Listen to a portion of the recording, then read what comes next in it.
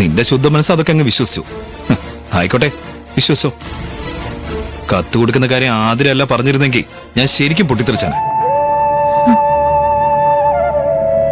നീ പറയുമ്പോ എനിക്കൊന്നും പറയാൻ തോന്നുന്നില്ല, ദേഷ്യപ്പെടാൻ കഴിയുന്നില്ല. ഭാര്യയോട് ദേഷ്യപ്പെടാതിരിക്കുക എന്നതാ സത്പുരുഷ ലക്ഷണം.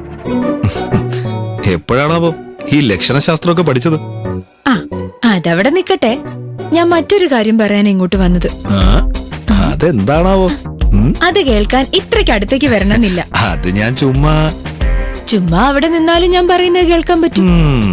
അതായത് അച്ഛൻ ഇൻവിറ്റേഷന്റെ കാര്യം പറഞ്ഞപ്പോ ഓക്കെ അങ്കിളെന്ന് പറഞ്ഞില്ലേ, അച്ഛന് വലിയ സന്തോഷായി. അതിനൊരു സ്പെഷ്യൽ താങ്ക്സ്. അച്ഛന് മാത്രമേ സന്തോഷമായുള്ളൂ? അച്ഛന് സന്തോഷായ എനിക്ക് സന്തോഷാവുമല്ലോ. അത് പ്രത്യേകിച്ച് പറയണോ?